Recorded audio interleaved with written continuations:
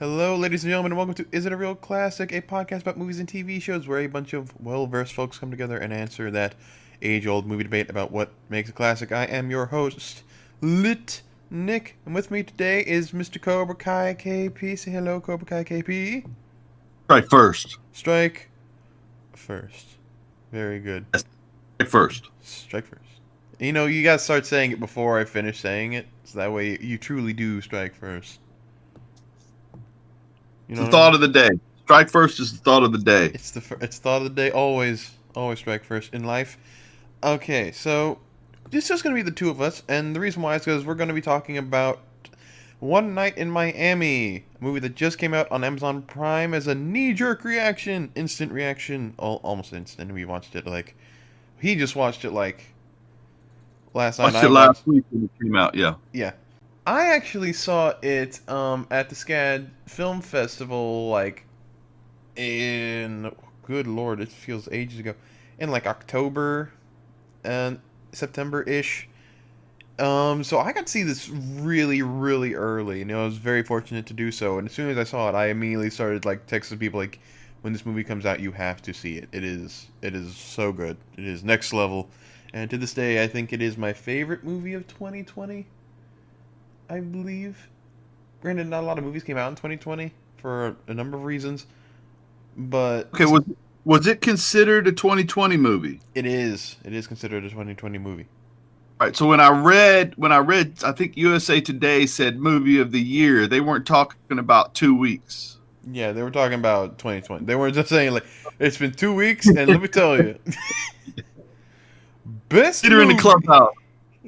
January 14th. The leader in the clubhouse. I got it. Okay. All right. You know, I guess it's like a first come first serve kind of thing. Or I guess if Correct. you did just come into the party, I guess technically you would be the best movie of the year. But anyway, for those of you who do not know, the story is about a fictitious account of four icons: Muhammad Ali, or as he's called in the movie, Cassius Clay; Malcolm X; Jim Brown; and Sam Cooke, meeting one night to discuss their roles in the civil rights movement and their future, if they hope to have any. That is the most bare bones description I can give it, because technically that's right. I mean, the whole movie basically takes place in a hotel room, and it is one night in Miami, as it says on the tin. So Right. Kev, what did you think of it overall? The Broad strokes. movie overall. Yeah, broad Well, first strokes. of all, the Regina King, right? Now, does she write this and produce it, or She does she was find the the director. no. The Okay. original script was a stage play, hence why it's all really in one room. You can kind of tell the play influences.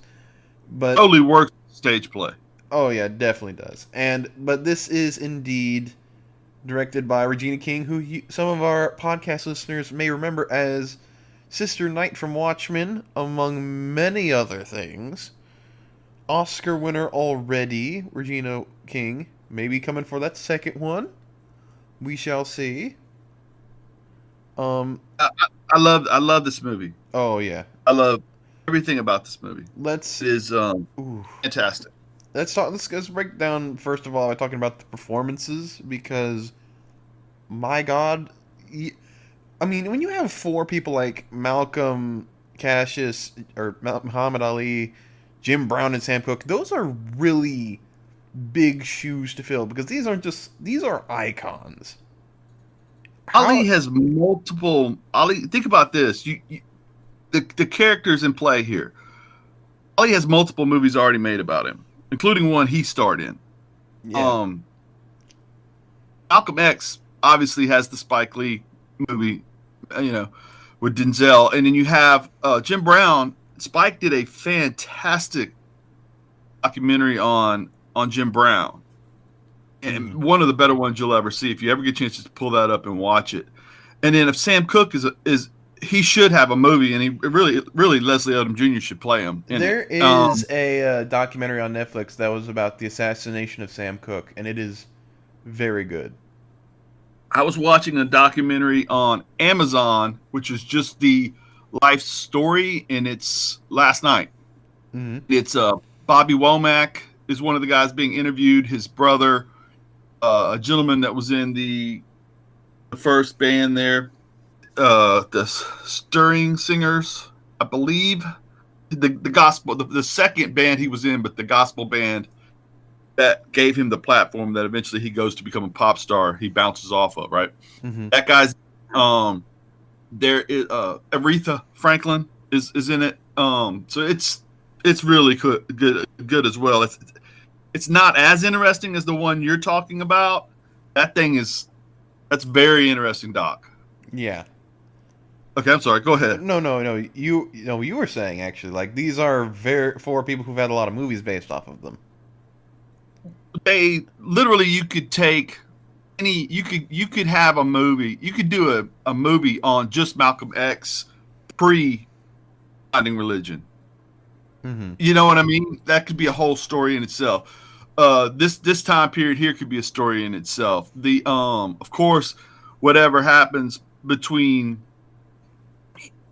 this night ending, him breaking with the church, finishing his autobiography, and being murdered, all that could be a doc unto itself. You know what I mean? So it is, and they're all live lives like that. Like Jim Brown is one of the more fascinating characters in history. And I mean, you could have a movie just about him sitting down with the gangs of L.A. and trying to get them to come together. Yeah. Which happened for 20 years after this movie. Mm-hmm. Go ahead. I was also gonna say that like the performances as like we were talking about like those are I mean Kingsley Ben-Adir is trying to follow up Denzel as like one of the most definitive performances as Malcolm X, and he does a spectacular job. I mean, how do you play Muhammad Ali or Cassius Clay? How do you play? You're following up Will Smith, and like already Muhammad Ali has such an air about him that it's impossible to put into words. Like his natural, like exuding charisma. But this guy, Eli Gorey, is able to not only bring out that cockiness and like the things we know Muhammad Ali for, but also he brings out a very timidness that's like hidden behind all the swagger. I noticed. Well, the beauty here and what he does with his character is this is Cassius. We know of Ali so much, right? What we don't see a lot of is the kid. You see a couple of highlights where he'll be yelling in the ring or something. He was still a kid when these conversations were being had around him. Once he decides he's Ali or Cassius X or whatever he said that night that morphs into Ali, that is when the weight of something bigger than him starts to get on his shoulders, and it's not quite the same anymore. The innocence is gone, right? And what's the beautiful thing is Eli Gore he brings out that kid, and you can feel how he's new to these conversations, and this is strange to him. And of course, he's in the middle of the biggest night of his life. Mm-hmm. When all this is going on around him. I mean, yeah, he did like it starts off with the famous like boxing match, and like Muhammad Ali is victorious, and he's literally coming back, and like the world is basically throwing up fireworks because of the fact that he won. I think that's a joke he makes a little later. But all this, and you forget how young he is until you see that come out in the movie. Correct. And also, we have Aldous Hodge, who you may know, I know from Leverage, as well as you may know as playing a certain MC in Straight Outta Compton. MC Ren, right? Yeah, MC Ren. And he's in a show on Showtime with Kevin Bacon right now that's really good, where he plays like a district attorney and Kevin Bacon's a crooked cop. Mm-hmm. In case you're looking for your 6 moves to Bacon. There we go. We found it, boys. We also have he was also in The Invisible Man, which is another great movie from 2020. Right. Aldous Hodge is just great, guys. He's great. Anything he does, he just knocks out of the park. Is he in Candyman? I don't think he's in Candyman. Okay, my bad. I apologize. No, it's okay. He was in The Invisible Man, though. I mean, it's another Blumhouse production. So and we were going to get Candyman in 2020, but I think people. I'm sad. But anyways, getting back to the point at hand. Um, like I said, Aldous Hodge is just a really great actor. He knocks out the park every time he has a chance, and you give him like the length to do it, and he pulls off Jim Brown as like almost the adult in the group.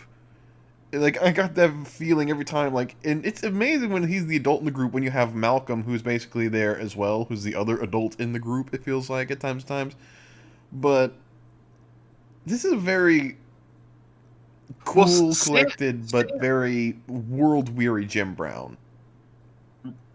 yes, Jim Brown is playing a role, and he feels that he's playing the role of gladiator. Mm-hmm. Very much so, right? You can feel it. I think he even says it somewhere in the movie. And Sam's an adult as well, but he is playing a role that allows people to like him. You know what I mean? And that is a role he's a persona as well as a businessman, right? Yeah. Because he can't be effective in the businessman role as a black man without the persona, right? They have to not be worried about him in order for him to get the work done, which is what winds up being really the crux of the argument between him and Malcolm, right? Mm-hmm. Like that's like, and then we have, as you said, Sam Cooke, played by Leslie Odom Jr. You may know him as Aaron Burr from Hamilton, among other things. But I also really dug his story while we were talking about it because it really, I mean, the whole movie centered around these doubts that these people have about where things are going. Like even Malcolm, who's been pushing for the status quo, shares a bit of his doubts that if he can't get everyone on board with his vision, what's he gonna do? And even then, not everyone is in that same vision of what he wants. And for Sam Cooke, like, there's a very interesting thing where it's like you are this very famous and rich musician who's on the top of the charts, and you're doing "Twisting the Night Away." Like I love "Twisting the Night Away," but still, things like you're gonna sing that when we have Bob Dylan, as Malcolm says, doing music that you should be doing, questioning the status quo. Can we talk about? We're not worried about spoilers, right? We assume people have watched Um, this.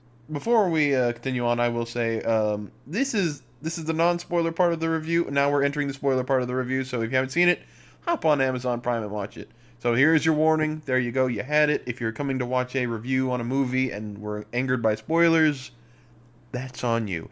Okay, so here we go. Entering that. Go ahead. And I piggyback on what you're talking about with the uncertainty. If at the beginning of the movie we have, Malcolm has realized things about Elijah Muhammad that he cannot be on board with. And he knows if he were to bring all of this to light, it blows up everything he believes is possible. Mm-hmm. So his whole foundation of everything he believes in has been shaken. Sam Cooke just bombed at the Copa. Oh yeah. Now, That's an opening scene. There's actually a fantastic pull up on your Spotify, Sam Cooke at the Copa, where he goes back and kills it. You pull it up, listen to it anytime you want. It's fantastic. But he bombs. And remember, he's trying to cross over into white audiences, and he completely fails at it to the point where he knows he failed. And actually, in that one documentary I watched last night, he does an interview where he talks about how he had failed, and he just said, I just wasn't prepared for what I had to be able to do there. It was my fault I failed. And Clay had just been knocked down in a fight at Wembley Stadium. He got to talking while he was fighting. He got caught with a right, and the bell kind of saved him, or the Liston fight doesn't even happen, which is why, why Jim Brown or one of them says he never thought he was going to win. He was talking all that talk. He told Malcolm before, all that talk he talks, he had heard Gorgeous George and how Gorgeous George was able to stir people up and how they would pay to watch him fight and lose. That was the blueprint of how Gorgeous George being a pro wrestler at the time, Mm-hmm. a blueprint of how he was able to bring people to arenas. And then you had, Jim Brown, who the more personal story, of course, and it's a true story. It's out of his autobiography, where he goes to Mr. Bridges' house, Mr. Carlton. He goes to his house, and he is allowed to sit on the porch, and he tells him how proud he is of him, and that he wants to put on the sign "Home with Jim Brown" out in front of the. But by the same token, he's going to move a dresser. Jim Brown wants to help him, won't let him in the house. And the reason why he says like we don't allow, and he just plain hard R N word. We don't let them in the house, which is Correct. which Correct. what I saw. That's one of the scenes that's ingrained in my mind. Like, oh, I love Bo Bridges, and then like you see the thing is like, oh, this is nice. Look at this, and then the one like on a dime, it's like, oh this, ow. It's so Right, because shocking. for a second, even Jim kind of forgets their history. Mm-hmm. His mom worked for the guy. You know what I mean? They're not friends, but the celebrity allows him to be treated like a friend in certain situations, and in that area of the South, of course, Georgia like that at that point in time, things were very different. But anyway, so there's where you get the uncertainty from, and she does a great job of playing that out prior to, and even Angelo Dundee not wanting Cassius to go pray for the fight with Malcolm, Mm-hmm. and Dundee fearing, and the guy who plays Dundee does a great job too. His name eludes me, but I'll probably remember in a second. Michael Robinson plays Yes. that part. And he does a fantastic job in that role. Dundee's a very famous. All these people that you're seeing, like when somebody walks out there and they're playing the role of, This really big name people in history. Johnny Carson, Ed McMahon. When you're playing those roles, even if it's only for a second, you're playing a role that was on TV for 50 years. Yeah. No pressure to try to read these parts. Yeah, no pressure. No pressure. Right. Okay, so where did you want to go next? I'm sorry. I was going to talk about little bits of the story that I found interesting. But like the Sam Cooke thing is what I was kind of talking about a little bit, which was the hint of doubt about like Malcolm kind of pointing out that Sam Cooke, like you make all this fancy music, like Copacabana, you bombed and all this stuff, but you making all this kind of music designed for just like general audiences, but they don't have any weight to them because they're all just sort of nothing. And like you have Bob Dylan coming over here and like releasing a single that's just like that's his exact phrase, like that's our music. Why aren't you doing our music? Why is this white guy doing our music? Well, Which to be fair, Bob Dylan has been anointed the greatest songwriter in history by multiple people. yeah, I mean, hindsight being 2020, literally at that point in time when I was watching it, like, yeah, he's like Bob Dylan got the Nobel Prize, gang. Yes. Like, yes. you know how hard that is to do? Yeah, he's a tremendous moment in time. I thought the interesting thing too about, because I think it's interesting too, Sam Cooke was going through something that Sammy Davis Jr. also went through, the theories that he's catering to the white audience in order to be accepted, and Sam Cooke, on the other hand, had done something that Sammy was not able to my knowledge, was not able to do, which was he had begun his own publishing company, right? So he would own the rights to his music. So he was playing a much more he was playing checkers, he was playing chess. And when he tells the story of selling Bobby Womack's song to the Rolling Stones in 1964, It's All Over Now, he talks about how, Bobby did it. It was number 99. Go up to these white boys out of London, it goes to number 1. Now, if you remember, the Stones early on, they don't do any music of their own. It's all blues R&B covers. So they're making, and the Stones have been beaten up throughout their whole career, and somewhat justly so, about stealing from the Mississippi Delta blues, the Chicago sounds, all these things, right? But the thing that Sam points out here is how much money that basically they were working for Sam, even if Sam couldn't eat at the same table with them. They were putting money in Sam's pocket, hand over fist, by being number 1 in the world. Adams and Bobby was okay with it. So, in Sam's mind, I have to put myself on a level they can't resist me in order to excel. Whereas Malcolm was like, they don't need to accept you. We need to push, right? And so there's your crux argument between the two. Mm-hmm. Which really does culminate into some really great just dialogue and back and forth. The scene on the roof. The scene on the roof is so good, where they just basically almost get into a fist fight. Then of course, and the guy who plays brother Kareem, Mm-hmm. that Lance Riddick, Yeah. he marches in there like he's gonna get between them because of course nobody's allowed to touch Malcolm.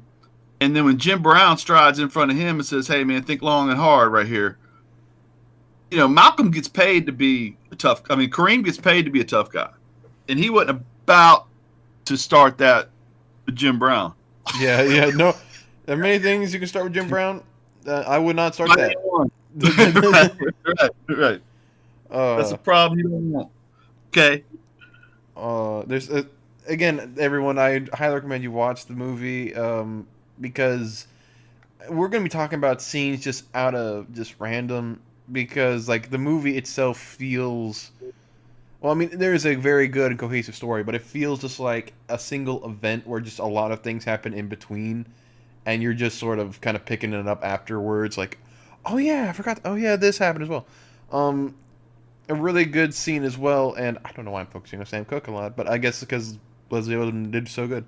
The Chain Gang scene, where you got to see the performance of Chain Gang, where they ripped out the mic, similar to the Copa, where Malcolm first saw Sam in front of a crowd, and he just got everyone to do like the like.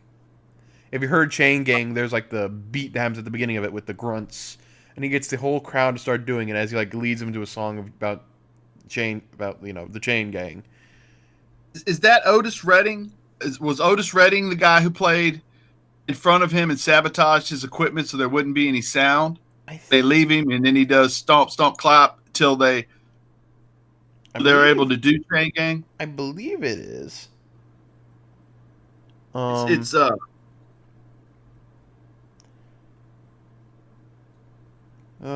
yeah. To be fair, too, the sound of the man working on the Chain Gang is it's not Baby You Send Me. It is not. It's a great song. I think it's my favorite Sam Cooke song, to be honest. So when I heard this, like when the movie was going on, I was like, my friends like, it's Chain Gang, and they're like, I have no idea what you're talking about. Shut up! I'm watching a movie. Just like, okay. But like the way that it completely is what Malcolm like saw in him, like that's what I want from you. That's what I want to see from you. And yet he's just like, like you said, Sam's like, I'm working in the background, making more money than these white boys will ever see because of all this stuff. So I don't see how I'm suffering from this. Also controlling his content. He is, which is something that hadn't happened before. Other people had no control over the content. And so anybody could do their music because somebody else owned the publishing rights. Sam's deciding who sings Sam's songs. Mm-hmm. And that's an important thing as well. Also, it was important that Sam didn't even know Malcolm was at that show. Sam didn't know that Malcolm had seen him 5 or 6 times. No idea. Mm-hmm. Which I thought was interesting as well because we get through the whole argument before that starts to come out. Yeah. I did check, by the way. It is Jackie Wilson who did Sabotage. I'm sorry about that. I had that wrong. I said Otis Redding. I apologize. Yeah. Yeah. It is indeed. Yes. We're good. It's okay. I messed up as well. Jackie Wilson was a force of nature too. Oh yeah. Fantastic. Yeah. Bit of a jerk for what he did, but among other things. But that's how that goes. It's show business, not show friends. Mm-hmm.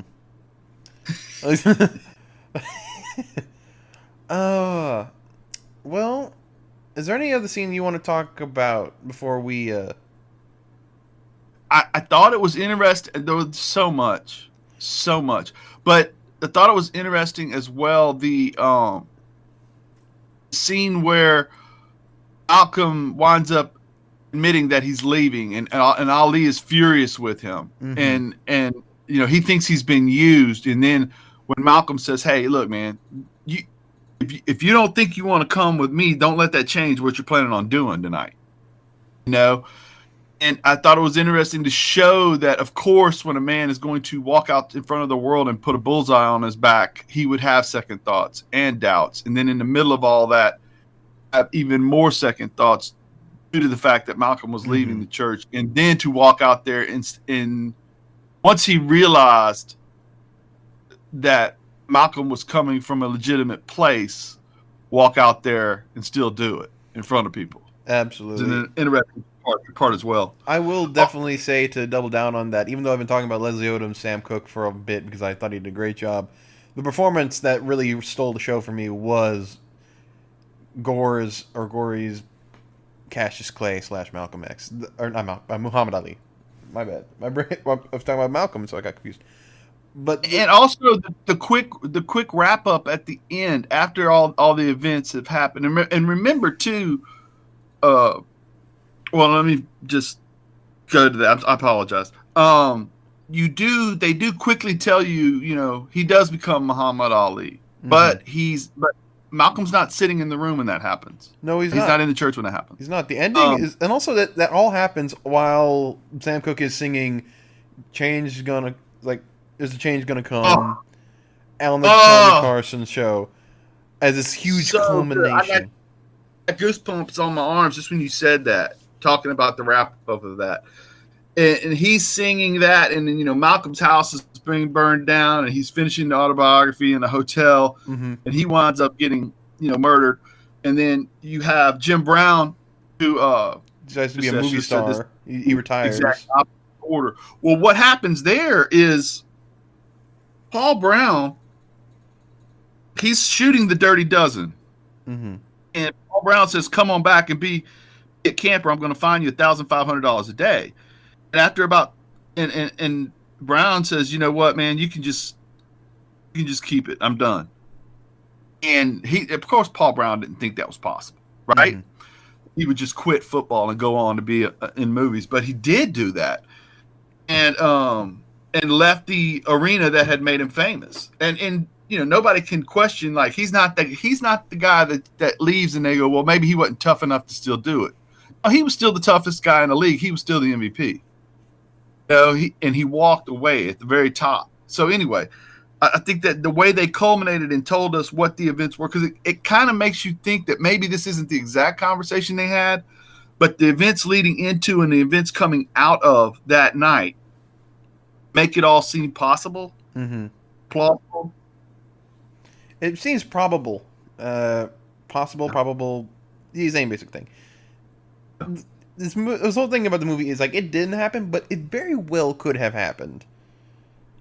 Um, Right. and then the film, of course, ends like after Sam Cooke finishes the song.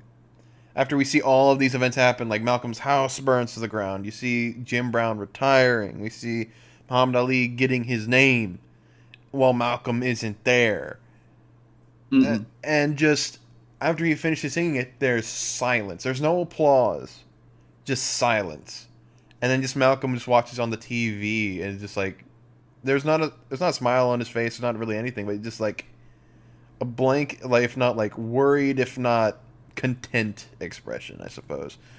And then this ends with the quote of "It is a time for martyrs now, and if I am to be one, it will be the cause of brotherhood. That's the only thing that can save this country."